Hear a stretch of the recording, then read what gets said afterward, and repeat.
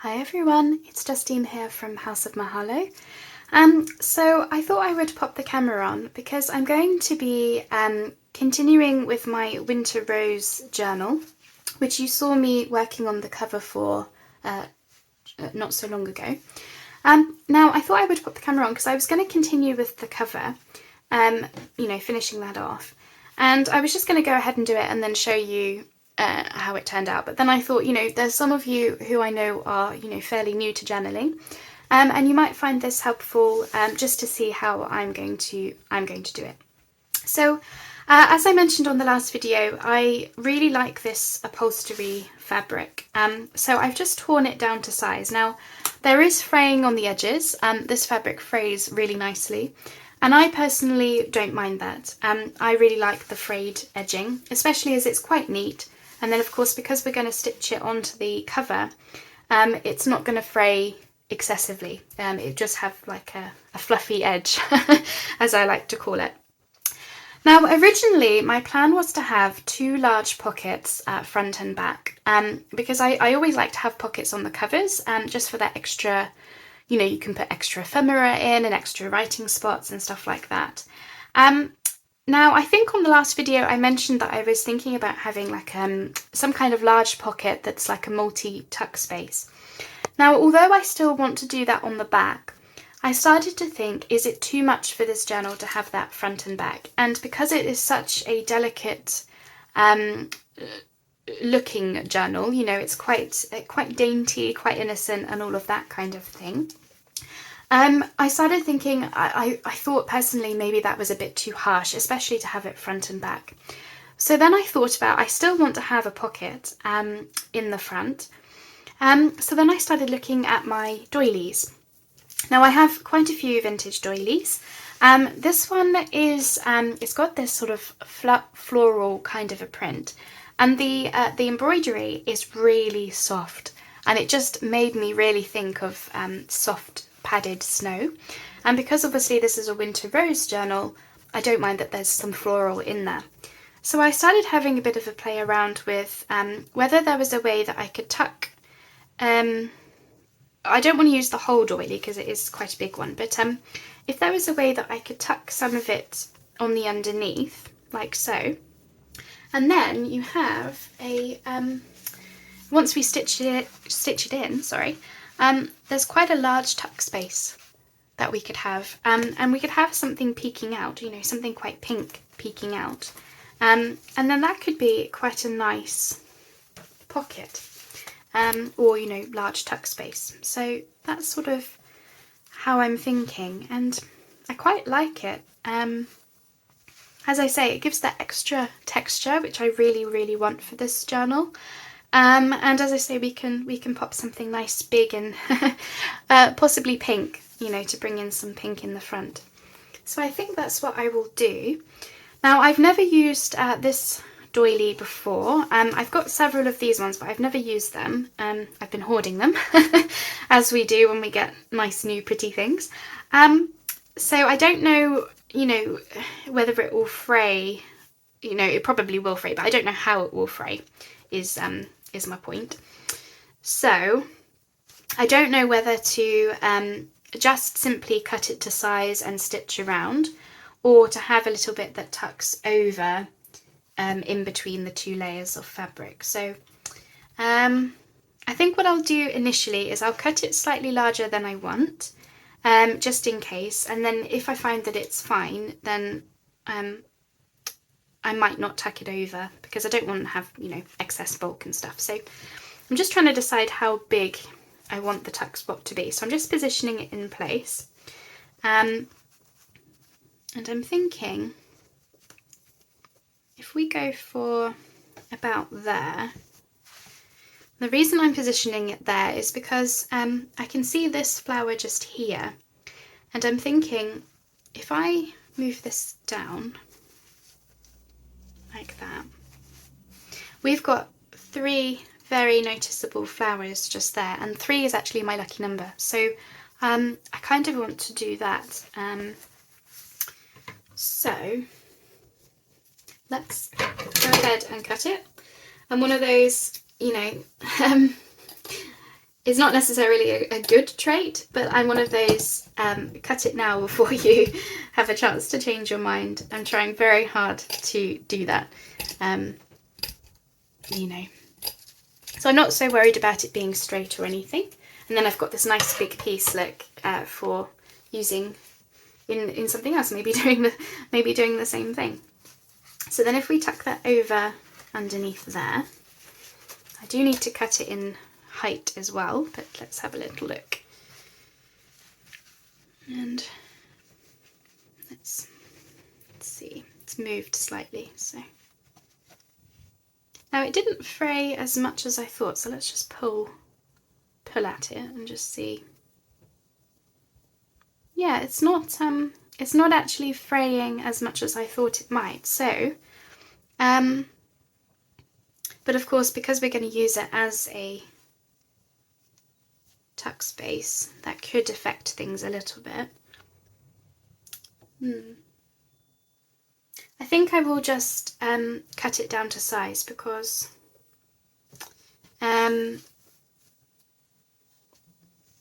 yeah, as I say, I don't want the excess bulk. So where I want to cut is just there. So let me just go ahead and do that. So I'm trying to cut it relatively straight. I don't do straight cutting very well. I blame my eyes. I actually have astigmatism in my right eye, and although I have had laser eye surgery many moons ago, I still find that the astigmatism, it sends like a curve in the eye. It curves light or something. It does something strange like that. I'm sure there are lots of people that have the issue, and I'm pretty sure that still affects things, especially as I'm getting older and laser eye surgery is starting to wear off a little bit. Now, but once we stitch it, I think if I hang it over a little bit, once I come to stitching, I could probably cut down a little bit neater. Now, do we want the flowers in the middle? So we'll be cutting top and bottom? I think so. So again, let's just cut this across. Now there's probably better ways to do this kind of a thing, but to be honest, although I get ideas from YouTube and stuff, I just like to try things myself, because, you know, at the end of the day, we all have different supplies, and I'm a firm believer in using what you have. So don't, you know, rush out to go and buy things unless you really want to try something. But, you know, if you've got something in your house that would work quite well, then, yeah, there are lots of things that you can do. Right, now I think I might have cut that a little bit too short, because it wasn't cutting, well, I wasn't cutting it particularly straight. But again, once we add the stitching, I think that will be disguised a little bit. And then, of course, I'm going to be adding corners, which will disguise anything raggedy in the corners. So I think that should be about right. So if we check where our spine is going to be, oops, it will be about here, and I think that's plenty of space, is it? Yeah, that should be fine. That should be perfectly fine. So here's my job now. I need to stitch around, so I want to stitch the upholstery fabric onto the felt, and then of course catch the tuck space pocket thing at the same time. Now, I have a little bit of a dilemma, as I so often do, which is I've got this pocket attached on the front, and I don't want to catch these flappy bits because I like that they have movement in them. So what I'm going to do is I'm going to stitch from about here, probably. No, I'm going to stitch from here, and I'm going to stitch on this, on the other side. I'm going to stitch so that I can see where the upholstery fabric is. I'm going to stitch along like this, and again, so that I can see the pocket on the other side, I'm going to stitch down, get to about here, or maybe I could even stitch the whole way down actually. So yeah, I'm going to do from the spine all the way down to about here, I think. And then I'm going to stop and then flip the fabric over and then stitch the last bits from this side. So it'll just be, you know, this corner and this side. The reason I'm starting it here is because when I do back stitching, I can cover that with some lace that I'm going to cover the binding with eventually anyway. And then if I stop about here, because of all this embroidery and fluff going on, any back stitching will be disguised there as well. So that's what I'm going to do, or I might just stop up here and then it will be disguised by the book corner. But the only thing that I want to make sure I'm doing is I want to obviously get this in the right place. So I want to be able to see that piece, or at least stitch it on enough that it can't then move. So I hope that was, I hope that made sense as to what I'm going to do. So I'm going to go off and do that now, and then I'll come back and we'll see about doing something else together today as well. So I'll be back in 2 seconds. All right, all the stitching is now finished. There we go, we've got our tuck spot in there. Really soft, really nice, and I can absolutely do more to this. You know, I could add further embellishments if I want to, but that's the cover. That is our cover now officially finished. So of course on part 1 you saw me adding in this pocket on the front, and of course I already had the layered up lacy felt from you know, working on another project. So this has been a fairly quick cover to put together really, and of course we've got the gold upholstery fabric inside, and we've got that really pretty tuck spot. So you might notice I had turned the upholstery fabric around. I couldn't help it. The more I looked at it, I just really loved the gold, and I thought, you know what, let's just do it. So that's that. But whilst I have had you on pause, I have gone through and I've started working out how I want the signature potentially to look. So I will just give you a little bit of a sneak peek. Now, unfortunately, because the journal is quite a lot smaller than I'm used to, let me just give you a clue. It's only 5 inches across. Which means I had to cut down the kit pages quite a bit, but I have plans for everything, so I'm not going to worry about it too much. And I did try to be, you know, relatively conscious of where I was cutting. But I'll show you, because this might be helpful if you're in a similar position and you've got, you know, pages that you need to cut down. So if we consider this page, for example, where originally, and I must have cut a good inch off the side there, the winter rose would have been very central, and of course now it's, you know, the page is cut to the very edge of that E, and although it looks all right, it doesn't look centralised. But what I'm thinking about doing is, and I have stacks of lace on my desk, I'm thinking about what am I doing? I'm thinking about putting some lace down the side on this edge, for example. And then it kind of disguises the fact that the page isn't central, because now it looks symmetrical. It sort of, in a way, it kind of tricks the eye, if that makes sense. So I'll probably end up just doing a bit of that, but I'll use a very thin lace so that it doesn't affect anything with the spine or stuff. But I'll wait until the journal is bound in to do all of that. So I'll just give you a quick flip through. So of course we've got our kit pages, which are now backed with some of the plainer paper from the kit, you know, more of the like writing type of sheets, but they're so pretty though. I've got some vintage wallpaper, which just, I mean, come on, how perfectly does this go? Pink roses and all of the gold in there. This is just such a pretty wallpaper, excuse me. And because it was quite, you know, I didn't want to, I like to, if you've got big sheets of things, I like to fold them over, because this can be clipped down for a tuck spot, which then if you remove the clip, you get all this extra journaling space, because this is really nice wallpaper on the back that you can absolutely write on the back of. We've got a doily, which actually has roses on it. I picked this up recently from a charity shop. Another kit page there, which again, as you can see, it's sort of not quite centralised, but if we were to add lace or something, And this one maybe not, because you can actually write around that rose. But, you know, as I say, if you just sort of trick the eye, it helps a little bit. So I won't do it on every page because that would just be overkill. And as you can see here, I've had to cut through an airmail stamp. But I'm going to do something else today. I'm going to make some page edges so that I can show you how I'm going to work around that issue. So we've got some ledger paper, which has pink lines. This is from, it's actually antique, so it's from the 1800s, this one. And as you can see, again, I folded it over so that I didn't have to take any off, or not too much anyway. I've got this parchment paper, and I found this envelope that I received I think I received a Christmas card in it. And it's a really pretty pearlescent white paper with this snowflake sticker.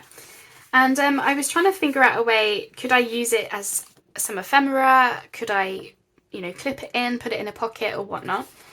And I just popped it into the signature. And I was trying to break up the too much cream. So if I take it away, I'll just show you what I was thinking. As you can see, there's quite a bit of cream on here, which is a bit like, I kind of wanted to break that up. So I thought about putting this in as a tip-in, like I did in the Shades of Winter journal. And the sticker glued, sort of stuck a little bit to the parchment paper. And looking at that, I mean, doesn't that look like a wedding invite or something? I mean, just the funny thing is, these things just happen. So I am going to glue that straight down, not as a belly band or anything because it's quite small, but I'm just going to glue it straight down onto the parchment paper. So you can do all this writing around it, but I just think that looks like, I mean, just, it might as well be a wedding invite. I just think that's so fun. We've got just some lined paper that comes from a notebook I don't use anymore. And as you can see from the parchment paper, you can actually see through it slightly to get that lined paper, so that's kind of helpful. I've got some handmade paper which has these hearts on, which I know are red and it's more Valentine's type of a thing, but I'm including it anyway because I'm not doing a Valentine's journal this year, so, you know, that will just be a little bit of a fun piece, and it's got a nice texture, and you could always add stickers to it and stuff like that if needs be. Got some music sheet. This actually came from the Shades of Winter journal, so it was already cut down to size. Very handy. Another kit page, which as you can see, again, we need to... This one will probably have a pocket or something on it because although I love this script cursive writing, you know, we could just put a pocket down here and I think that would be fine. There's the back. And this is what I'm going to have as the centre of the signature. So I've been cutting down, this is 2 sheets of scrapbook paper. And what I was trying to do is, I really like this pale pink, just works absolutely perfectly for the journal. But the inside was this bright, bright pink. So originally I was going to glue the white paper to the back of the pink paper, so that you just get pink and then plus white. Then I started playing around with the idea of having this kind of a border, which I don't mind showing a little bit extra of the pink. And then I thought, for extra journaling, I might actually stitch these pages together. But I'm going to do a whole video on the centre signature because I have some really interesting ideas for it in terms of stitching the papers together and then adding some pockets and various things like that. So stay tuned. I will do a whole video on it, and I think it's going to look absolutely so pretty once it's all finished with some pockets and roses and things on it. So stay tuned. And then yeah, and then that's it. That's the pages. So it's basically the same in reverse. Apart from this, this is obviously the other side of the envelope. So I'm going to keep it with the pearlescent white, but I will matte this. So I'm going to open the side. It's going to be a pocket. And then this will be matted with, you know, something from the kit probably. There's the rest of that ledger paper. I have to show you because the writing is just... I love their penmanship. I really do. I just do. Stunning. I'm sure many of us do. I have to figure out something with this. Unfortunately, my poor arch, it had to be cut through a little bit on the side. Not massively, but enough that I noticed. So we'll do something clever with that as well. There's the back of the wallpaper, and then there's that pretty house. And then of course we've got the back to do, where we'll have this back pocket. So yeah, plenty to do, and I hope you enjoy watching that. But now I'm going to move on to doing some stuff with this bits and bobs on my desk. I've got various laces and things. We're going to make some page edges, which were inspired by Tania from Untitled Treasure. And I'm just going to hit pause, get myself sorted, and then we'll move on to that. So the next thing I want to do is make some page edges. So this is inspired by Tania from Untitled Treasure, and I did it in my winter journal, the Shades of Winter journal, and I really liked how it came out. So I'd like to make a couple more, and this time, make them in advance, so that I've got them, ready to go, kind of thing. So I really liked how the other one turned out. So I want to do the same thing again, and also it just helps to show you what materials I used for them. So I've got my Winter Rose journal just here, so that will just help me establish what length I need to do them, because I want them all the way down some of the pages, and I want to make a couple, I think. So I first started with some silver ribbon, just as the base layer. So let me just check. Can you see? Yeah, just to the edge here. I just want to check if it's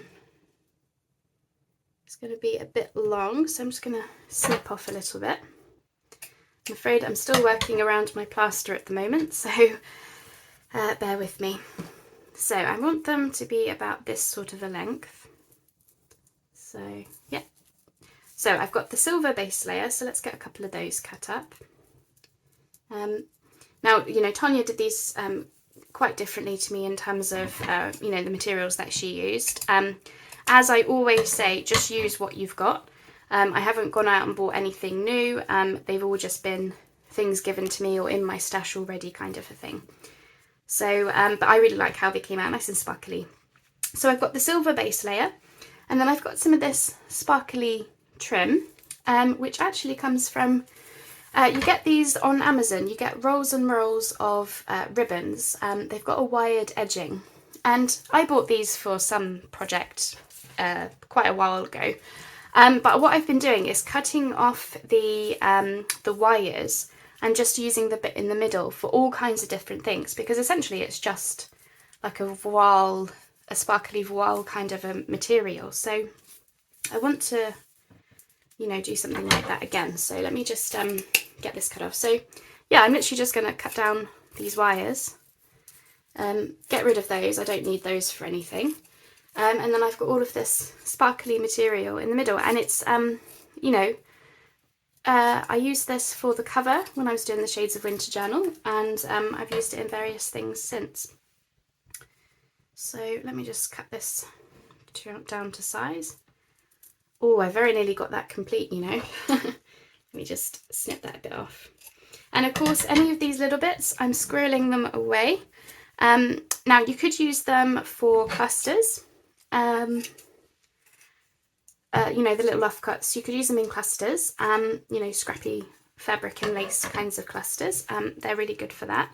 But I'm also going to show you, possibly well, not the next video, but certainly in a little while, I'm going to show you how I'm going to do a snippet roll, because that could be another way of using up your little scraps, the little pieces that you don't really know what to do with. Okay, so I've got some white lace, so I'm also going to pop that in there somehow. So I need another piece of that. That one needs cutting down a little bit, doesn't it? Okay. So I've got a slightly different lace here, but white lace works the same, doesn't it, really? So let me just snip that one. I've also got some dusky pink, and I'm wondering if that might look nice as well. So let's have a look. So if I turn them this way so I can see what I'm doing. So I'm going to have the silver first, and then that's got, a decent backing for, it's not as holey. So when it comes to gluing it down on the page, it's nice and easy. Then I'm going to add the white lace, I think. So you can see just that hint of a sparkle through the lace, which is really pretty. And as you can see, it really tones down that silver. You know, yeah, it really tones it down. But then we're going to add some more sparkle with this gold, which we may add underneath the white lace. I haven't quite decided yet. So we're going to have this. It's looking very pretty. And then, you know, inspired by Tania, we've also got the eyelash trim, which would look nice. So let's try this one with the dusky pink. Let's see what that would look like. So I say dusky, it's not dusky. It's more like a baby pink, this one. It's very, very pale pink. But it might give just that little, for the Winter Rose journal, it's very pink, so it might actually just change things up a little bit. Only slightly, but enough that they'd be slightly different then. Oh, yes, that works quite nicely. So then if we want to add some white eyelash trim, yes, I think so. Let's do that as well. Yeah, I really enjoyed doing these. They turned out so lovely. So yeah, that's what I'm going to go with, I think. So this one has got the pale pink in there, and then this for the lace, and this one's got the white lace. Same base layers, same sparkly fabric, you know, just slightly different. That lace looks a bit short, but I don't know if it's just caught up. Yeah, it's fine. Okay, so that's those two. Now, in Tania's video, and I will link it below so you can see how she did hers, she glued them, you know, glued all these pieces together. I personally, I don't have I don't have patience to sit there gluing each individual bit. So what I'm going to do is I'm going to run through these 3 base layers just here, just like that, through my sewing machine. Just a very simple stitch down the middle, just to keep those in place. And then I will glue the eyelash trim just on the top. Because originally when I made them, I stitched the eyelash trim onto it, and it kind of flattened it down, and it didn't have as much, you know, fluff going on and all the rest of it. So I'm going to glue that. And then I'm thinking about adding a charm like I did in the last one, because I thought that was quite pretty. So I'm going to move those to one side just for now, because I'm going to stitch them and then I'll come back and we'll continue working on them. But seeing as I've got all this lace on my desk, I'm wondering whether we can get a couple more out, because these types of things, they're always helpful to have in your stash, even if you don't use them right away. So let me get this one. That's going to be about right. Yeah, these are so fun to make, and I just love how, you know, you can change it up based on the journal that you're doing. Like, these are very sparkly, because the journals that I'm working on at the moment are wintry, so of course I don't mind there being well, I'm always happy with extra sparkle, but especially for a winter journal, I think we can all forgive that there's extra sparkle. Yeah, you can really change them up. You know, you could have some like green eyelash trim, and you could make some really like mossy kind of a thing. You know, you could do all sorts, you really could. So I've been really enjoying making them.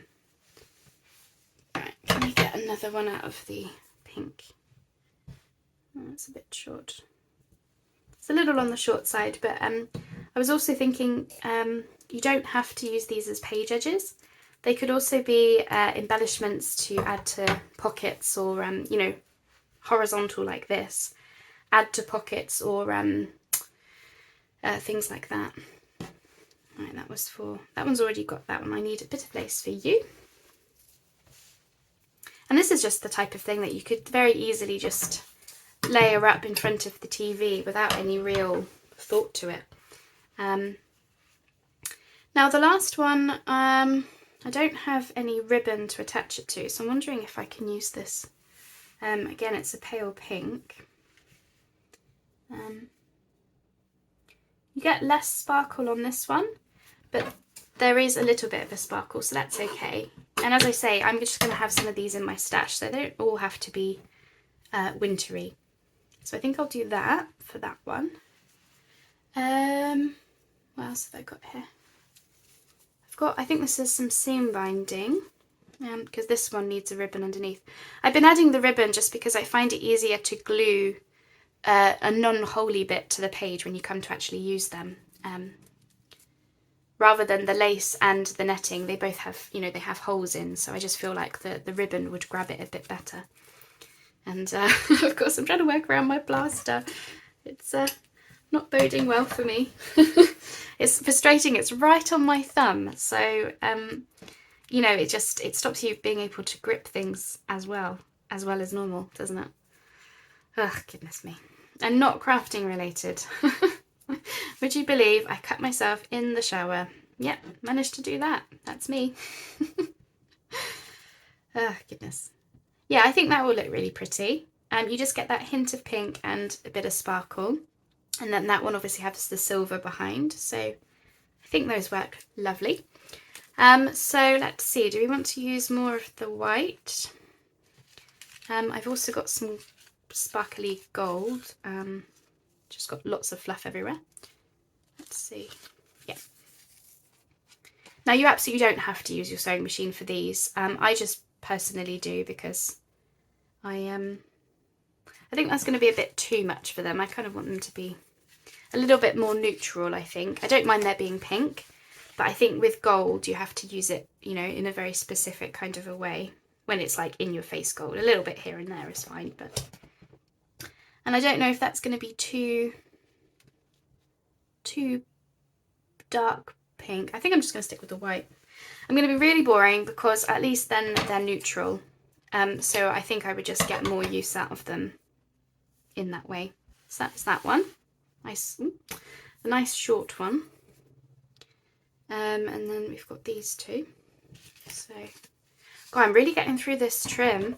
I bought 5, get 5 meters on a spool, and I really thought that would last me a long time, but believe it or not, I feel like I'm really using it, which is a good thing. I bought it to be used, but yeah, I'm gonna have to get some more. So yeah, we're gonna have those. So I'm going to go ahead and stitch these. As I say, we'll glue the eyelash trim on afterwards. So I'll show you them what they look like when they're stitched, and then we'll glue the eyelash trim on, and then we'll look into what charms we can add. So I'll be back in a couple of seconds. So those are all stitched now, and as you can see, some of them kind of want to curl up a little bit. As you can see there, it's curling up a little bit. But when you come to use them, you'll be gluing them straight down onto your page. So you won't experience this curling thing. It's just I probably had the tension a little bit taut actually, to be honest. But yeah, we'll just glue them down onto a page when we come to use them, and they'll be nice and flat. There's no issue there. What was I going to say? Yeah, so I've just done some of the eyelash trim. So I've left the last one here, and as you can see, I just did a straight stitch, just straight down the middle, just to catch all the layers. Really, that's all it's there for. And then we just want to glue the eyelash trim over the top. And as I say, the reason we're not stitching the eyelash trim on at the same time, you could. The only thing is that it takes away some of the fluffiness from the trim. So that would be the only thing that I would say is, just it will take away the fluffiness. When I first did these, I stitched the eyelash trim on, and as I say, it wasn't as fluffy as I wanted it to be. It was a bit too flat and boring then. So what I did is I then just glued some more eyelash trim over the top, and you couldn't tell at all. So just in case you you want to try something different, that's what I did when I first made these. So there we go, we've got these. So now we're in a position where we can start to add things to them. Now there's all kinds of things you could do. I'll use a flat one as an example. You could go through and glue on some die cuts and fussy cuts all the way down. That would be pretty. Or you could hand stitch some charms onto them. Now you don't want anything too heavy, so just don't go completely to town on them. What I did for my Shades of Winter journal is I've just got these little silver charms. Take a nice one. I was looking for the really pretty ones that were maybe a little bit too heavy to use as a paper clip, for example. But I think I might have used all those up, so let me see. Aha! This is the one that I use. Perfect. So this is a very good example where you've got, it will still look like a snowflake when I take that piece off. So just going to come in here. There we go. Just need a little bit more. So these are just some very, very simple bog standard cutting pliers. Perfect. Which is, you know, it's not going to be a perfect job, but it's good enough for me. So we can go ahead and hand stitch that onto the middle if we want to. That's what I did in the Shades of Winter journal. So to do that, I literally just stitched right the way through the whole entire piece, and then I went over each of the little spokes of the snowflake. So I might do that on one of these, possibly this one, or maybe even this one, because this is the, no, I quite like it on there. I quite like it there. So I'll show you what I did. So you've got your needle threaded. Now this is just 2 strands of some kind of like strong thread, so an embroidery floss, for example, and you don't need too much. 2 or 3 strands is plenty. So we're going to hold our snowflake in roughly the middle, it doesn't have to be exact, and we're going to come in close to one of the snowflake spokes. If I can find it, there we go. So right next to that spoke, all the way right through. And I don't think my knot was big enough. Let's try again. Okay. And then we're going to go over the spoke, again coming down close to it, or at least as close as we can.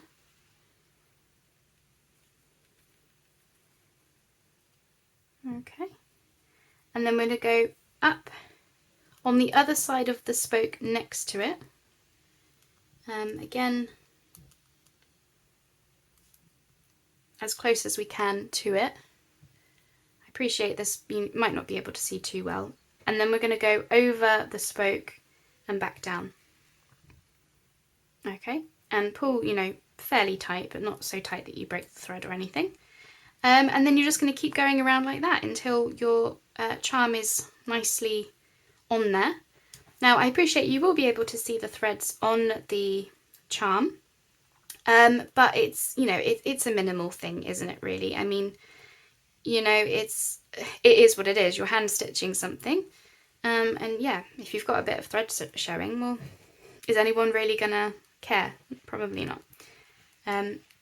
So just gonna keep going. Now you absolutely don't, you could make a whole batch of these in advance, and then don't sew anything onto them until you know exactly which journal you're going to use them in. So, you know, I know, for example, that I want to use a couple of these in the Winter Rose journal, but I don't know what I'm going to do with the rest of them. So I'm probably just going to do, you know, a couple like this, and then leave the others for decorating up later. Okay, so once you've got all of your, you've done all of the spokes, you then just want to come to the very back and just thread through your needle a couple of times. Now I'm sure a lot of you will know plenty about this, but you know, for anyone who's watching that doesn't, that's just how I do it. And then just cut off whatever you've got left. And of course, when you come to,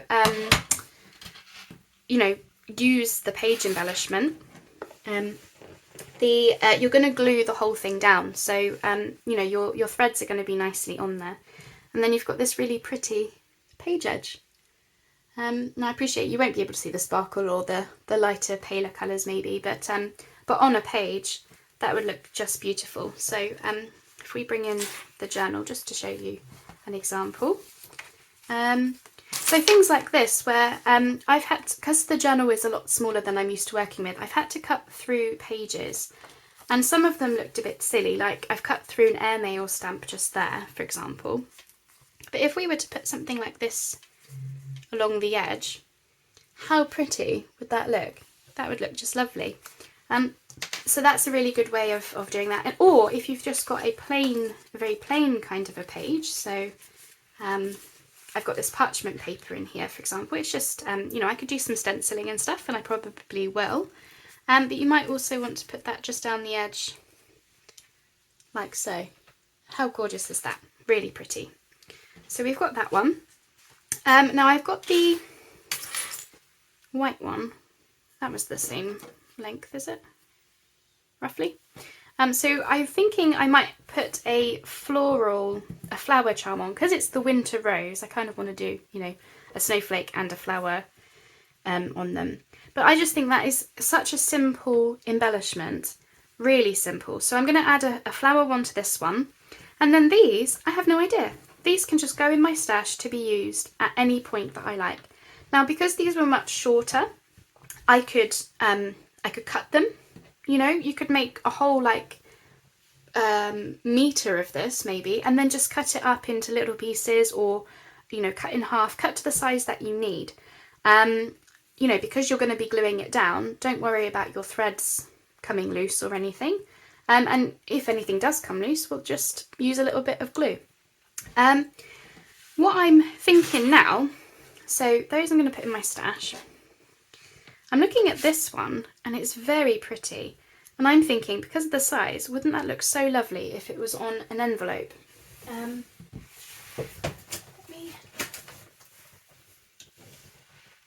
just going to grab my folder, 2 secs. Now I'm sure people have done this before, but I'm trying out a new kind of envelope pocket at the moment, and you will see a video on this once I figure out exactly what I'm doing. But basically I had this envelope, and I folded up the bottom, and when I was looking at that, I immediately thought, does that look like a kind of tuxedo with this? It kind of looked like a shirt or something. So I opened up this part of the envelope, and I was just looking at the page edge, you know, this little snippety thing, and I was thinking, you know, something like that. Say you had an envelope and you just wanted to pretty it up a bit. It's probably the wrong kinds of colours, but that would look really quite pretty, wouldn't it? And then you could have, you know, stuff in the pockets. That's with the wax seal. So I'm wondering whether we should do some stuff with these with wax seals. That could be kind of, you know, not to glue this on, but actually just put the wax seal straight onto it. So stay tuned. I may just do that. If I make up a few more of these, maybe that would be one thing we could try. Really, I just had in my mind that I was going to make the you know, the page edges. But yeah, thinking about it now, because these ones are smaller, you could absolutely do some stuff with wax seals. So stay tuned. I'll do a separate video on that, just because, you know, this one may have gone on a little bit long. So I don't want to take up too much of your time. But yeah, just that's kind of what I had in my head, maybe as something to try. But for the main part, I just wanted to show you how I made the, how I layered up the different, what I layered up, how I layered it, and then, of course, stitching on that beautiful, beautiful snowflake charm. Just love that. I really do. So thank you so much, Tania, for the inspiration. As I say, I will link her original video down below so you can see. I think she might have done these a few times actually, so I'll see if I can find multiple videos, but I'll at least put the one in that she's done recently, and then you can see how she did it, because as I say, you can change these up depending on your theme. Now I think a mossy one would look really cool, and I bet you Tania has done that, so do take a look. Alright, I'll leave you there for now, and I hope you've enjoyed seeing me finishing off my cover, and I hope you've enjoyed watching me make those. On the next video we'll do something else with this journal, and we'll just, well, start building it up really. Alright, thanks so much everybody, and I'll see you on the next video.